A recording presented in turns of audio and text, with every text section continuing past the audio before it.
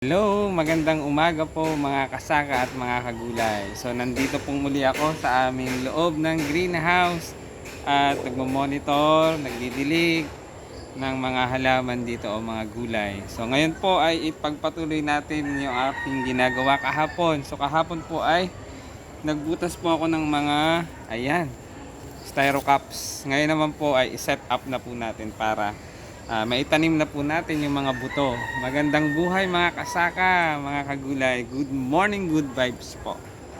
Ayan, lalagyan po natin. Siyempre, kailangan po kayo may coco peat or coco coir.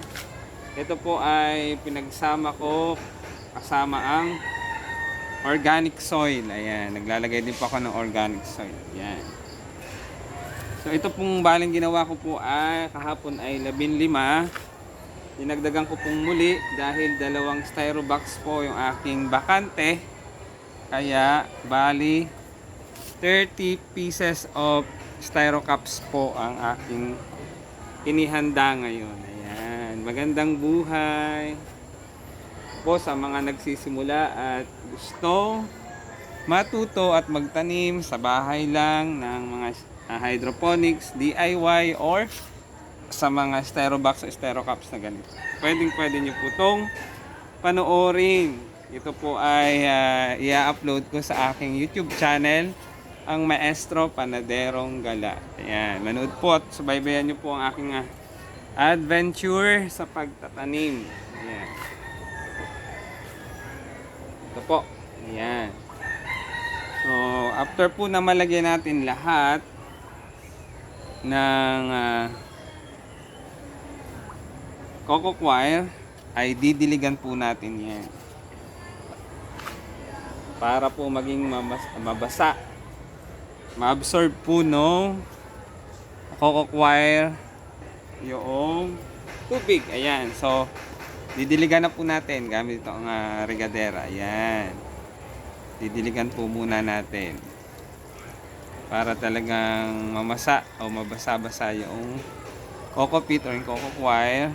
Ganon din po ang organic soil para manatili po silang wet or basa. Ayan. Kailangan po natin diligan yan. Ayan.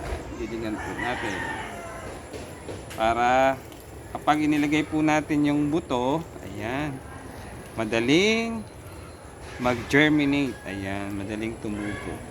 Ayan. Ito pong aking ginagawang setup na to ay natutunan ko, napanood ko po sa YouTube na mas maganda, mas mabilis na direkta na pong ilalagay sa styro cups yung mga buto ng lettuce na 45 days lang po, parang manok, ano po, 45 days po ay pwede nang i-harvest. Yung last time po na sold out kong lettuce, yun po ay ganito ang proseso, 45 days.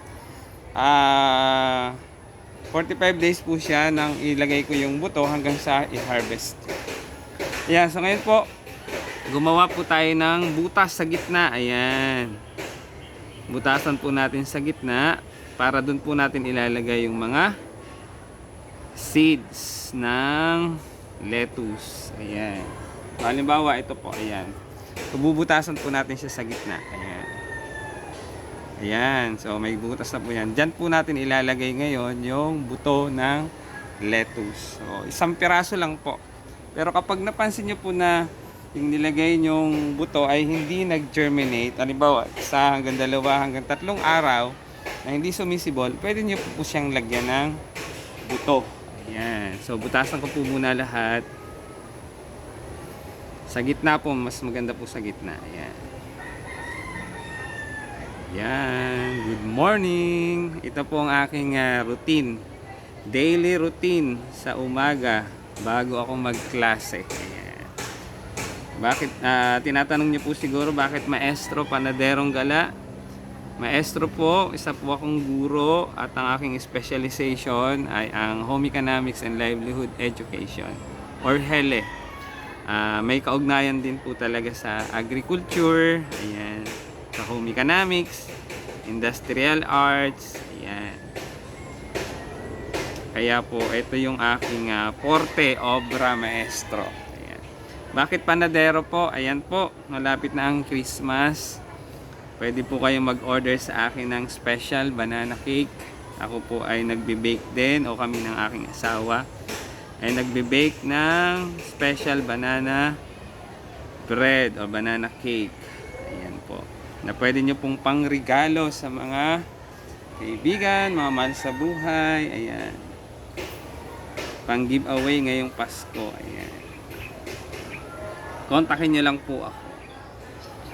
Ayan. Magandang buhay. Good morning po sa ating lahat. Sana po ay nag-enjoy kayo o nag-i-enjoy kayo sa aking video, sa panonood. Sa mga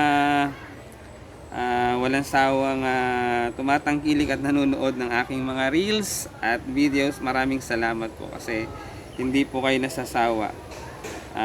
Karaniwan po ang content ko ay pagtatanim, ayan, na pagbe-bake din po sa pagluluto ng tinapay.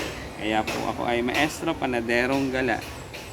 Ayan, minsan po may mga videos or reels din po ako, may mga libangan ko rin. Halimbawa, naglalaro din po ako ng basketball para po balik ang ating sigla ng katawan. Ayan, pagkatapos mga butasan, syempre nakahanda po ang ating, ayan, yung seeds ng lettuce. Ayan. So lalagyan na po natin ng buto bawat styro cup. So napakaliit po, maliit po ang buto ng lettuce. Ayan, ito po napakaliit. Kaya lalagyan na po natin bawat isa. Ayan, isa lang po. 1, 2,